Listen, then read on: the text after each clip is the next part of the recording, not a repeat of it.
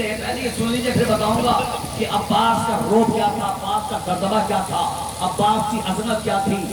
جس علی کے گھر میں حسن و حسین جیسے بیٹے ہو، جس گھر میں حسن و حسین جیسے بیٹے ہو، جس علی کے گھر میں حسن و حسین جیسے بیٹے ہوں، اور حسن و حسین جیسے بیٹوں کے ہوتے ہوئے جو علی عباس کی تمنا کرے، گھر میں حسن و حسین جیسے بیٹے ہوں اور پھر عباس کی تمنا کی جا رہی ہو۔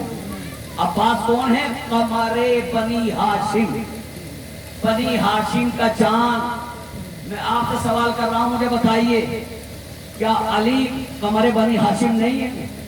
کیا علی چاند نہیں ہے؟ کیا امام حسن چاند نہیں ہے؟ کیا امام حسین چاند نہیں؟ عزیزان گرامی، یہ اس سے بڑی بات کہہ رہا ہوں، امامت کو سورج کہا گیا ہے، امامت کو سورج کہا گیا ہے۔ علی سورج ہے، حسن سورج ہے، حسین سورج ہے، زین العابدین سورج ہے، محمد باقر سورج ہے۔ جو اتنے سورجوں کے درمیان اپنی پہچان چاند سے بنائے، اتنے سورجوں کے درمیان اپنے نور کو اتنا اجاگر کرے کہ دنیا قمر بنی ہاشم کہے، اسے عباس کہتے ہیں۔ اتنے سورجوں کے درمیان جو اپنی پہچان بنائے وہ ہے عباس۔ کیا شرف ہے میرے مولا کا، کیا عظمت ہے میرے مولا کی۔ دیکھیے حضرت رسول خدا صلی اللہ علیہ وآلہ وسلم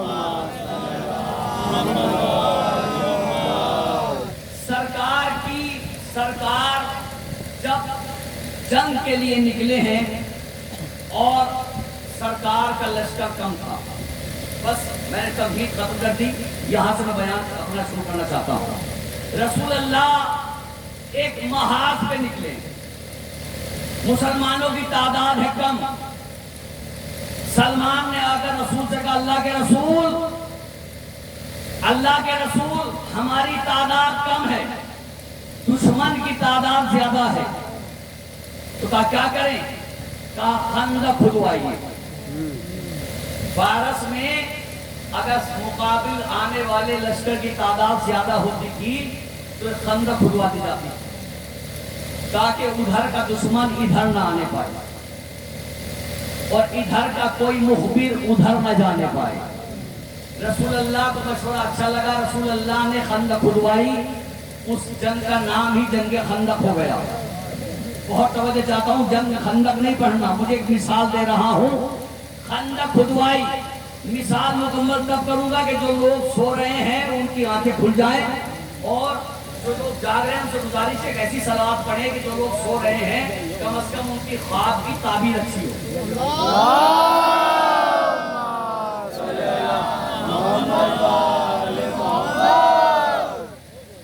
رسول اللہ نے ایک محاذ پر جنگ خندق میں خندق کھدوائی، اس لیے کہ ادھر کا دشمن ادھر نہ آنے پائے۔ بہت توجہ چاہتا ہوں، مولا عباس کے حوالے سے گفتگو کر رہا ہوں، اگر جملہ ضائع ہوا تو مجھے تکلیف ہوگی۔ رسول نے اپنے لشکر سے خندق کھدوائی تاکہ ادھر کا کوئی ادھر نہ آنے پائے، لیکن اس کے باوجود ایک دشمن ادھر سے ادھر آ گیا۔ آخری فرد تک توجہ چاہتا ہوں، یہ ہے میرے مولا عباس کی ہیبت۔ رسول نے خندق کھدوائی، تب بھی ایک دشمن آ گیا، لیکن عباس نے کربلا میں خط کھینچا۔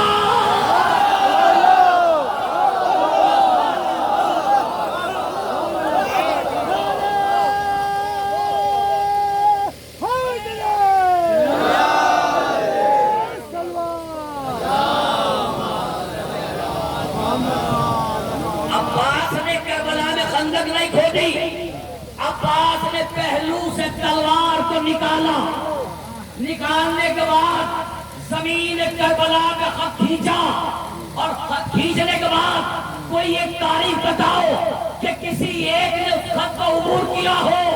عباس نے خط کھینچا، یہ خط نہیں تھا، یہ عباس نے دیوار بنائی تھی۔ یہ صرف خط نہیں تھا، یہ عباس نے دیوار بنائی تھی، خط نہیں کھینچا تھا، یہ ایک دیوار تھی، اور اس دیوار کی مضبوطی یہ عباس کے ارادے کی مضبوطی تھی۔ کتنا مضبوط تھا وہ خط جو عباس نے کھینچا؟ جانتے ہیں کہ جناب عباس نے خط بنائی تھی ادھر والوں کے لیے اور ادھر والوں کے لیے۔ ایک خط تھی، یہ عباس کی تلوار نے یہ ایک خط بنائی تھی تاکہ دنیا سمجھ لے کہ ادھر والے اور ہیں، ادھر والے اور ہیں، ادھر والے اور ہیں، ادھر والے اور ہیں۔ اب اگر اجازت ہو تو میرے دو شعر میرے یاد آ گئے کسی شاعر کے، وہ آپ کی خدمت عرض کرتا ہوں، بڑے عظیم شعر۔ تو شہزادوں کی کہنا نہ جنگ اے لوگوں، تو شہزادوں کی کہنا نہ جنگ اے لوگوں، ادھر ارادے الگ ہیں ادھر ارادے الگ۔ پوری توجہ۔ تو شہزادوں کی کہنا نہ جنگ اے لوگوں، ادھر ارادے الگ ہیں ادھر ارادے الگ۔ لکیر کھینچی ہے غازی نے، لکیر کھینچ کے غازی نے یہ بتایا ہے، امام زادے الگ ہے حرام زادے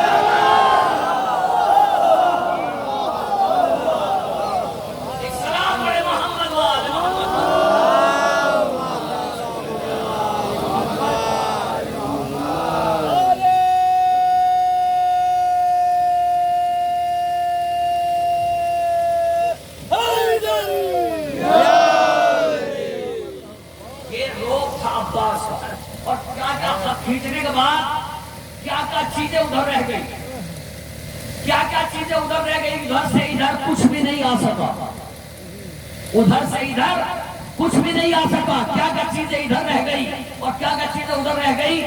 ایک شعر اور یاد ہے، ایک بیت، ایک قطعہ کسی کا اور یاد آ گیا، اسی کے حوالے سے ملتا جلتا۔ کہتے ہیں کہ کون کہتا ہے کہ دنیا میں بلا تک نہیں آتی؟ کون کہتا ہے کہ دنیا میں بلا تک نہیں آتی؟ آتی ہے مگر فرش اعلیٰ تک نہیں آتی۔ کون کہتا ہے کہ دنیا میں بلا تک نہیں آتی؟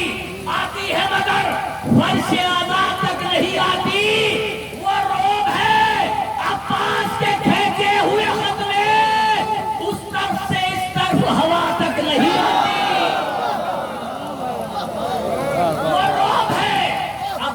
کے کھینچے ہوئے خط میں اس پار سے اس پار ہوا تک نہیں آتی۔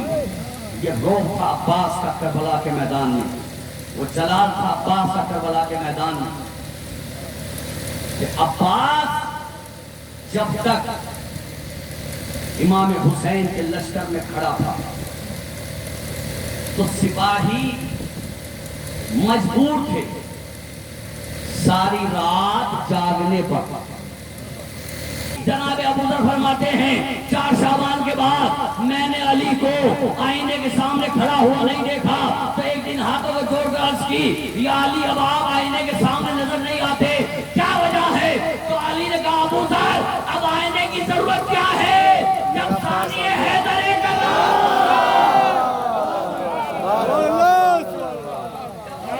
شبی آ گئی، تو آئینے کی ضرورت کیا ہے؟ 4 شعبان کے بعد علی کا دستور یہ تھا کہ عباس کو آغوش میں لیا کرتے تھے، آپ عباس کو آغوش میں لے کر دیکھا کرتے تھے کہ میرا بچپنا کیسا تھا، میری کمسنی کیسی تھی۔ عباس کو ملاحظہ فرماتے تھے، اور کون سمجھے گا کہ عباس کا مرتبہ کیا ہے؟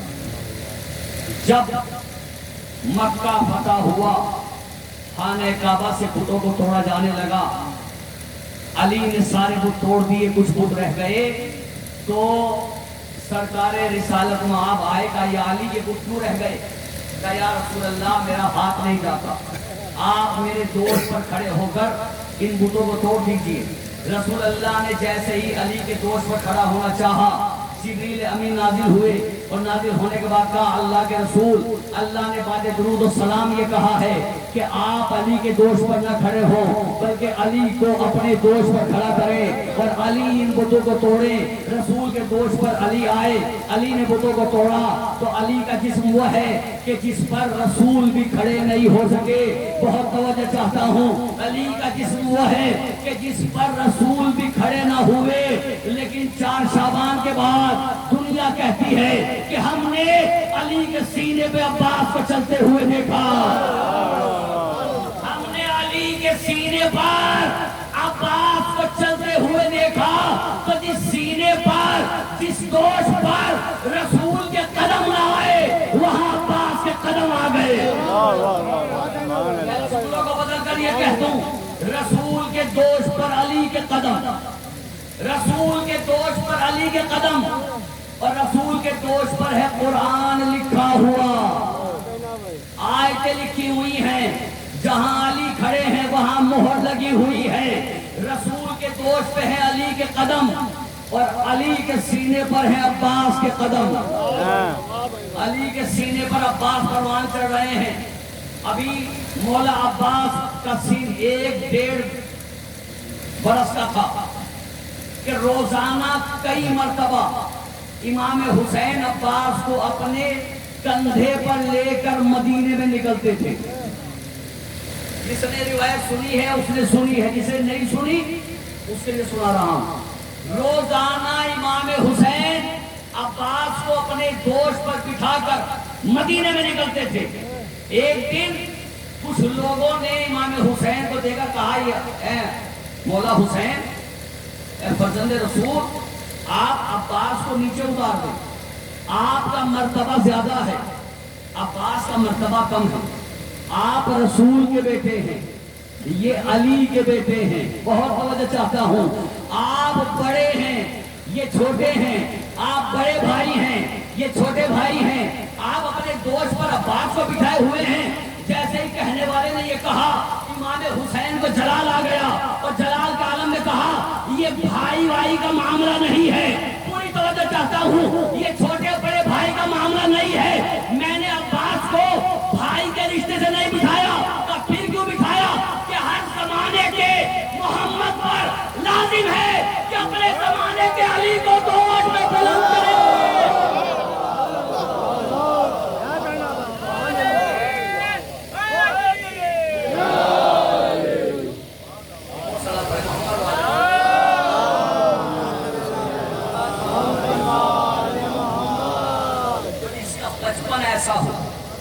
عباس آہستہ آہستہ بڑے ہو رہے ہیں۔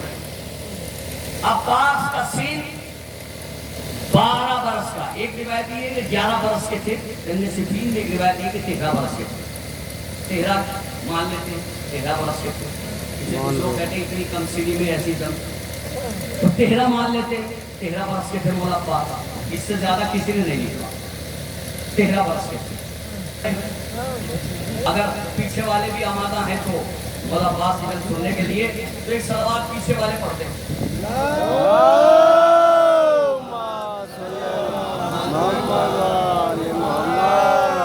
میں نے بھیا پیچھے والے زیادہ سوال آگے والوں نے پڑھی ہے۔ اور ذکر عباس سے بچے شجاع پیدا ہوتے ہیں، بہادر پیدا ہوتے ہیں، تاکہ جن خواتین کے یہاں، جن مومنات کے یہاں ولادت ہونے والی ہو تو انہیں چاہیے کہ وہ یا تو علی کا ذکر کیا کرے یا عباس کا ذکر کیا کرے، تاکہ جب ولادت ہو تو بچہ بزدل نہ ہو، عباس کی محبت میں بہادر پیدا ہو۔ 13 برس کا سن ہے میرے آقا عباس کا، اور علی کو جنگ صفین کا معرکہ پیش آ گیا۔ ادھر لشکر کی تعداد 2 لاکھ سے زیادہ، ادھر مولا کے لشکر کی تعداد ہزاروں میں، سارے علی کے تمام چاہنے والے جنگ میں گئے ہیں، حتیٰ کہ علی کے سارے بیٹے بھی جنگ میں آئے ہیں۔ لشکر علی کا پہنچا ہے، خیمے نصب ہو گئے، پورا نقشہ کھینچ کر آپ کے سامنے رکھوں گا، پھر وہ آپ کی مرضی چاہے آپ جیسے سنیں۔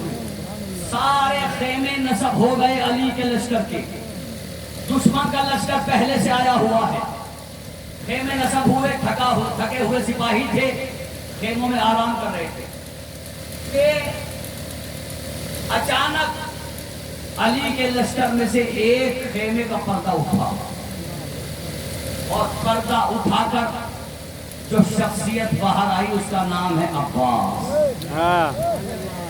عباس اپنے خیمے کا پردہ اٹھا کر باہر آئے، اور آنے کے بعد حاکم شام کے لشکر کو ملاحظہ کرنے لگے۔ 2 لاکھ سے زیادہ کا لشکر ہے، 13 برس کا سن ہے مولا عباس کا۔ مولا عباس نے حاکم شام کے لشکر پہ نگاہ ڈالی، اس سرے سے لے کے اس سرے تک 2 لاکھ کے لشکر پہ نگاہ ڈالی، اور نگاہ ڈال کر عباس مسکرائے، نگاہ ڈال کر عباس مسکرائے۔ عباس اکیلے میدان میں کھڑے ہوئے مسکرا رہے تھے کہ اچانک عباس کے خیمے کے پہلو میں جو خیمہ تھا اس کا پردہ اٹھا، ایک جوان اور برآمد ہوا، چلتا ہوا مولا عباس کے پہلو میں آیا۔ آنے کے بعد عباس کا مسکراتا ہوا چہرہ دیکھا، اور دیکھنے کے بعد کہا علی کے بیٹے تجھ پر میرا سلام۔ عباس نے پلٹ کر دیکھا تو مالک اشتر کا بیٹا ابراہیم ابن مالک اشتر کھڑا تھا۔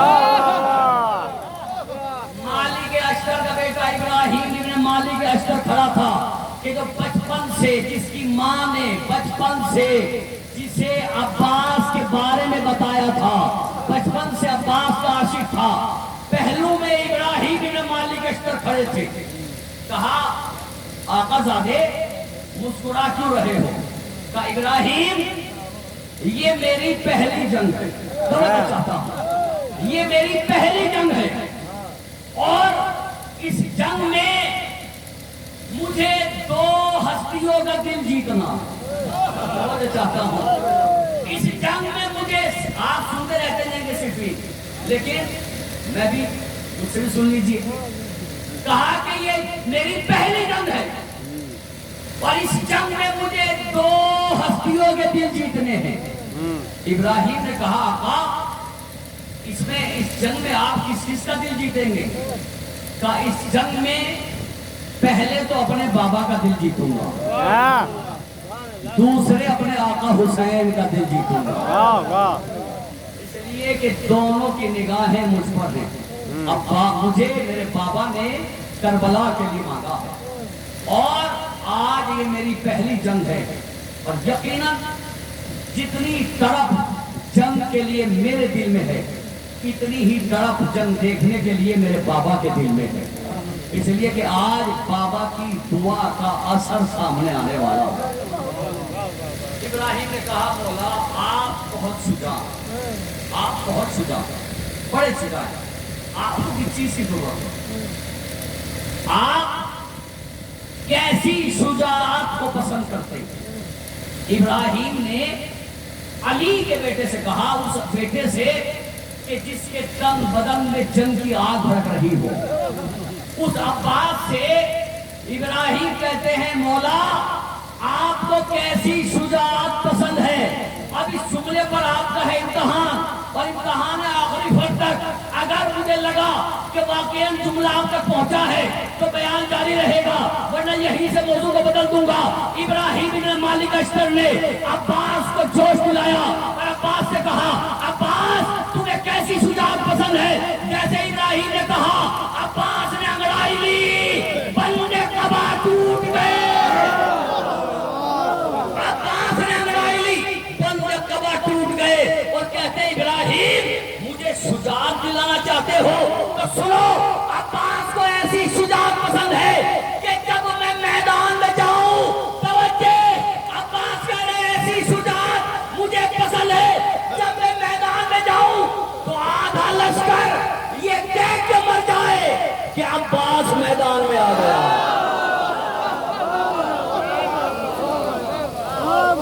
ایسی شجاعت پسند ہے کہ جب میں میدان میں جاؤں تو آدھا لشکر یہ دیکھ کر مر جائے کہ علی کا بیٹا میدان میں آ گیا۔ جناب ابراہیم نے کہا اے آقا زادے آپ سے بڑا شجاع کون ہوگا؟ آپ نے ابھی کوئی جنگ بھی نہیں لڑی، لیکن آپ کی شجاعت کی چرچے ہیں، لشکر میں لوگ آپ کی شجاعت کی قسمیں کھاتے ہیں.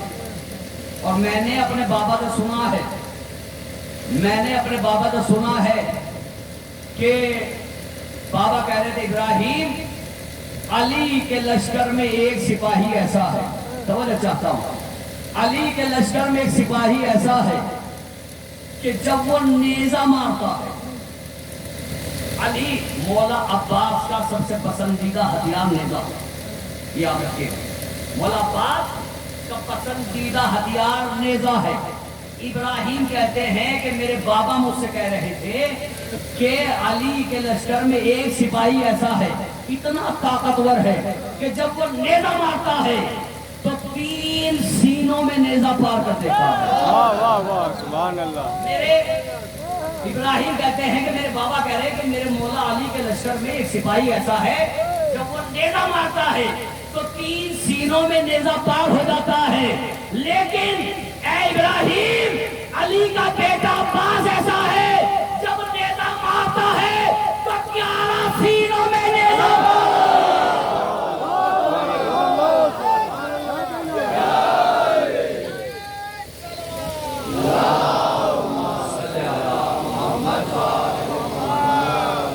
آپ کو کس چیز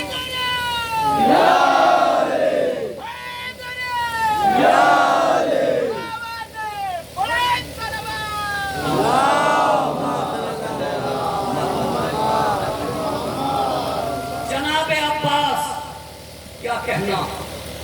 ایک جملہ اور ہے جناب ابراہیم نے جو سوال کیا. جناب ابراہیم کہتے ہیں آقا آپ کو تو فخر ہونا چاہیے کہ آپ علی کے بیٹے ہیں، آپ علی کے سپاہی ہیں. اب کس چیز کی کمی ہے آپ کے اندر؟ اب آپ کیا چاہتے ہیں؟ مولا عباس نے کہا کہ جنگ کرنے دو، میدان میں جانے دو، اجازت میں جانے دو، حسین کو دعا دینے دو، میرے آقا کو دعا دینے دو.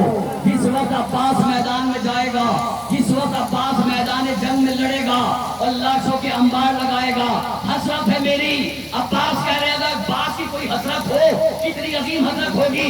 مولا عباس کہتے ہیں میری حسرت ہے کہ مجھے میرا بابا اجازت دے، میرا آقا مجھے دعائیں دے اور میں میدان میں جاؤں، اور جب میدان میں جاؤں تو اپنی تلوار سے لاشوں کے انبار لگا دوں، اور لاشوں کے انبار پر جب میں کھڑا ہو جاؤں تو میرا بابا میدان میں آئے، چہرے پہ نقاب ڈال کر میرے پہلو میں آ کر کھڑا ہو جائے اور میرے دوست پر ہاتھ رکھ کر یہ کہے عباس اب علی کو لشکر کی ضرورت نہیں. سبحان اللہ سبحان اللہ. سلام علیہ محمد والے محمد. یا عباس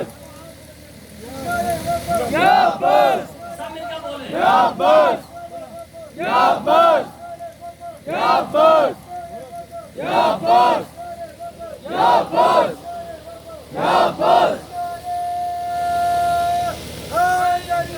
یا علی یا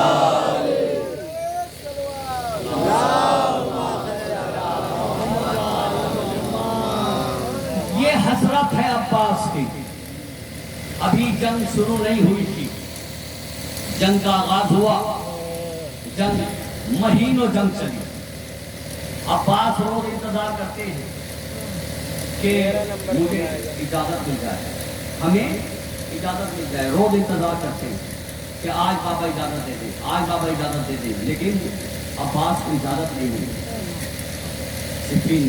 حالانکہ علی بھی چاہتے ہیں کہ عباس لڑے، امام حسن بھی چاہتے ہیں کہ عباس لڑے، امام حسین بھی چاہتے ہیں کہ عباس لڑے، مالک اشتر بھی چاہتے ہیں کہ عباس لڑے. لیکن مولا علی انتظار کر رہے ہیں، وقت کا انتظار کر رہے ہیں. جتنے بھی علی کے لشکر میں سپاہی تھے، بڑے بڑے بہادر تھے، سب کو علی نے میدان میں بھیجا. یہ حکمت تھی میرے مولا کی، تاکہ سب اپنے زور آزما لیں. تو جب سب کا زور نکل جائے اور جب عباس میدان میں جائے تبھی تو پتہ چلے گا کہ عباس کیا ہے.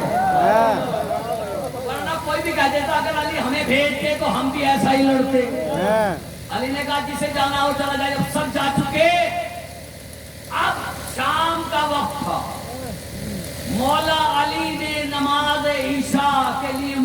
बिछाया।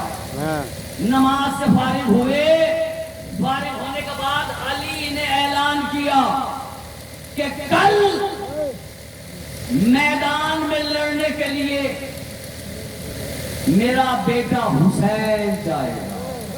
तवज्जो चाहता हूं, आपने सुनी है रिवायत में, जानता हूं आपने सुनिए, कल मेरे मैदान में मेरा बेटा जाएगा। जो रिवायत है वो रिवायत मैं पढ़ रहा हूँ, इमाम हुसैन का नाम ली, किसने? मौला अली, कि कल मैदान में लड़ने के लिए मेरा बेटा हुसैन जाएगा। हुसैन इमाम है, रसूल के बेटे हैं।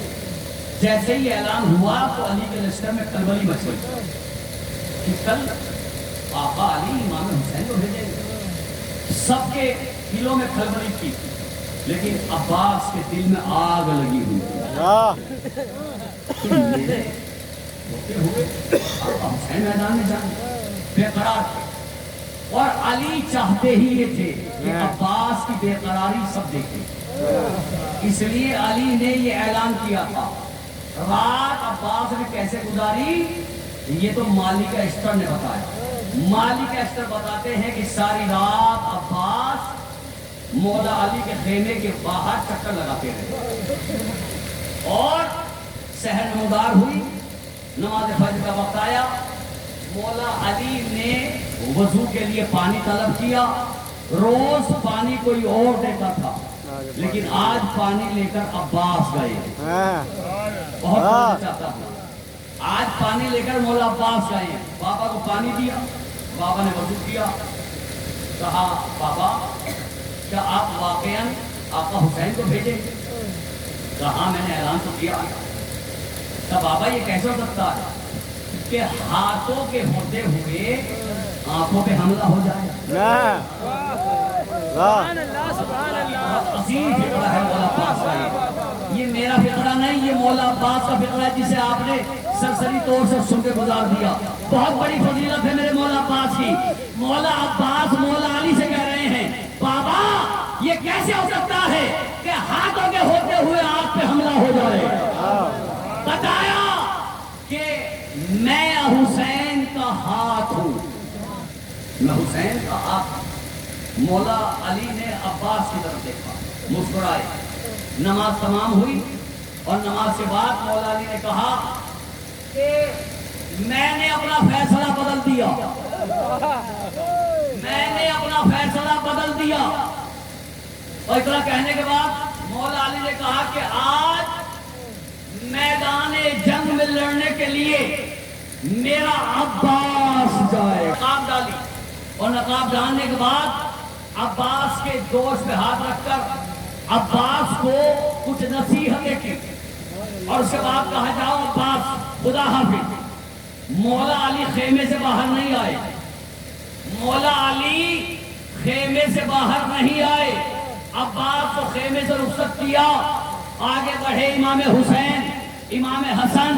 अब्बास को घोड़े पर सवार कराया, अब्बास मैदान की तरफ चले, अब्बास मैदान की तरफ चले। घोड़े को एड़ लगाई, हाथ में है तवील नेजा, तवज्जे, हाथ में है तवील नेजा, पहलू में है अब्बास के जुल्फ, अब्बास के तलवार। एड़ लगाई, एड़ लगाने के बाद अब्बास ने पूरे लश्कर को मुलाहिजा किया। 2 लाख के लश्कर को अब्बास ने मुलाहिजा किया। अब अब्बास जंग करने गए हैं, कोई मामूली बात तो है नहीं, पहली मरतबा जा रहे हैं। ख्वाहिश है इमाम हुसैन की भी कि अब्बास को जंग करते हुए देखें। इमाम हुसैन खेमे में आए, कहा बाबा एक इजाजत चाहिए। कहा कैसी इजाजत? कहा बाबा इजाजत है कि मैं बुलंदी पे खड़े होकर अपने शेर अब्बास की जंग देखूं। इमाम हुसैन से जैसे ये कहा, मौला अली ने इजाजत दे दी कि जाओ मेरे लाल हुसैन, इजाजत है। इमाम हुसैन बुलंदी की तरफ चले गए। अब्बास मैदान में जाए, मैदान में जा रहे हैं, घोड़े को एड़ लगाई। एड़ लगाने के बाद इमाम जनाब अब्बास लश्कर के सामने पहुंचे। चेहरे पे है नकाब पड़ी हुई, पहलू में है तलवार, हाथ में है नेजा। देखने वालों ने अब्बास को देखा तो एक मर्तबा से मगोइया होना शुरू हुई। ہر ایک دوسرے سے کہہ رہا ہے کہ یہ عباس نہیں ہے، یہ علی آیا ہے، یہ عباس نہیں ہے، یہ علی ہے، یہ عباس نہیں ہے، یہ علی ہے۔ یہ کیوں کہا؟ اس لیے کہ عباس نے گھوڑے کو جو ایڑ لگائی تو ایڑ لگانے کے ساتھ ساتھ عباس نے گھوڑے کو کاوا دیا، اور یہ کاوا دینے کا فن علی کے سوا کسی کو نہیں آتا تھا۔ یہ کاوا دینے کا فن علی کے سوا کسی کو نہیں آتا تھا، علی نے عباس کو سکھایا تھا۔ عباس نے گھوڑے کو کاوا دیا، اور کاوا دینے کے بعد لشکر کے سامنے آ کر کھڑے ہو گئے، قلب لشکر کے سامنے آ کر کھڑے ہو گئے، اور کھڑے ہونے کے بعد عباس نے ایک ایک کو اپنی نگاہوں پہ تولا، عباس نے ایک ایک کو نگاہوں پہ تولا، اور تولنے کے بعد اب جو عباس نے حملہ کیا تو تاریخ کہتی ہے کہ عباس کا ایک طرف سے عباس کا نیزہ چل رہا تھا، دوسری طرف سے تلوار چل رہی تھی، نیزوں میں لاشیں پرو رہے تھے، تلوار سے سر اڑا رہے تھے۔ عباس نیزوں میں لاشیں پرو رہے تھے، تلوار سے سر اڑا رہے تھے، چشمے زدن میں لاشوں کا انبار لگا دیا۔ عباس نے لاشوں کا انبار لگا دیا، اور لاشوں کا انبار لگانے کے بعد مولا عباس ایک لمحے کے لیے رکے۔ یہ لمحہ بڑا عجیب و غریب لمحہ تھا۔ اترے اور عباس کی تلوار چلی تو حال یہ تھا کہ تلوار چل رہی تھی مئی جون کی طرح۔ بیٹا بھائی کہتے ہیں تلوار چل رہی تھی مئی جون کی طرح، سر اڑ رہے تھے دست میں بیلون کی طرح۔ مولا عباس نے لاشوں کا انبار لگانے کے بعد چاروں طرف دیکھا، لاشوں کا انبار۔ اچانک پوری توجہ، اچانک مولا عباس کی نگاہ بلندی پہ گئی۔ مولا عباس کی نگاہ بلندی پر گئی، اور بلندی سے امام حسین کو کھڑا ہوا پایا۔ عباس نے کہا رے میرا آقا مجھے جنگ کرتے ہوئے دیکھ رہا ہے، میرا آقا مجھے جنگ کرتے ہوئے دیکھ رہا ہے۔ اب جیسے ہی امام حسین کو دیکھا، اب جو عباس نے حملہ کیا ہے، تاریخ کہتی ہے ایسا قیامت کا حملہ تھا کہ عباس کی تلوار گاجر مولی کی طرح کاٹتی جا رہی تھی۔ عباس کا پہلا حملہ عمر سعد کے خیمے کے سامنے جا کے رکے۔ عباس عمر سعد کے خیمے کے سامنے جا کے رکے۔ جیسے ہی عمر سعد کے خیمے کے سامنے عباس کا گھوڑا پہنچا، عمر آس نے بھاگ کر جیسے ہی عباس کا گھوڑا معاویہ کے خیمے کے سامنے جا کے رکا، حاکم شام کے خیمے کے سامنے جا کے رکا، عمر آس دوڑتا ہوا معاویہ کے پاس آیا، اور آنے کے بعد کہا کہاں شراب کے نشے میں پڑا ہے، اگر ایک لمحہ اور خیمے میں رکا تو علی تجھے سر سمیت اٹھا کر لے جائیں گے۔ سبحان اللہ۔ اس لیے کہ سب یہی سوچ رہے ہیں کہ یہ عباس نہیں، یہ علی ہے۔ سارا لشکر علی علی کہہ کے پکار رہا، پورے لشکر سے علی علی کی صدائیں آ رہی ہیں۔ روایت تو سنی ہوگی نا آپ نے، اشعار بھی سنو ہوں گے کہ تو عباس تو نے دشمن سے علی علی کرا دی، لیکن میں اس سے آگے کی بات کرنے جا رہا ہوں۔ یہ روایت آپ نے سنی ہے، سارا لشکر علی علی پکار رہا تھا، پوری توجہ۔ سارا لشکر عمر، سارا لشکر حاکم شام علی علی پکار رہا تھا۔ اگر لشکر حاکم شام علی علی پکارتا تو میں یہ جملہ نہ پڑھتا، لیکن قسم خدا کی میں نے روایت میں پڑھا کہ صرف حاکم شام کا لشکر ہی نہیں کہہ رہا تھا کہ یہ علی ہے، یہ علی ہے، یہ علی ہے، بلکہ علی کے لشکر کے سپاہی بھی کہہ رہے تھے یہ علی ہے، یہ علی ہے، یہ علی ہے۔ علی نے عباس کو خیمے میں بلایا، عباس کو خیمے میں بٹھا دیا، خود میدان میں چہرے پہ نقاب ڈال کے چلے گئے، سب کہہ رہے تھے یہ علی ہے، یہ علی ہے، یہ علی ہے۔ مالک اشتر بھی یہی سوچ رہے تھے کہ علی ہے، علی ہے، اور مالک اشتر یہ سوچ کر علی کے خیمے کے قریب آئے۔ مالک اشتر بھی یہی سوچ رہے تھے کہ میدان میں علی گئے ہیں، عباس کو خیمے میں بٹھا دیا ہے، اس لیے چہرے پہ نقاب ڈال کر گئے ہیں علی۔ یہ سوچ کر مالک اشتر علی کے خیمے کے قریب آئے، اگر جملہ اچھا لگے تو آخری فرد تک دعاؤں سے نواز دینا۔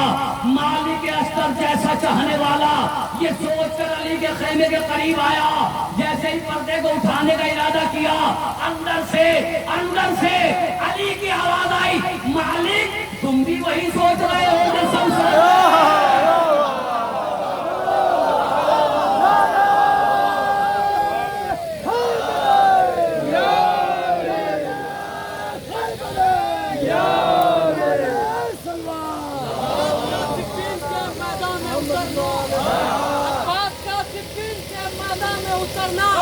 یعنی کہیں حمزہ یا غزن پر کا اترنا، عباس کا جس سمت سے ہوتا تھا گزرنا، تو ملک الموت یہی کہتا تھا یہ اب قہر جلی ہے، یہ جلی ہے، سب بھاگنے والے یہی سب کہہ کے یہ بھاگے، بھاگو کہ علی ہے، یہ علی ہے۔ ہاتھ بلند کر کے نعرہ حیدر ہے۔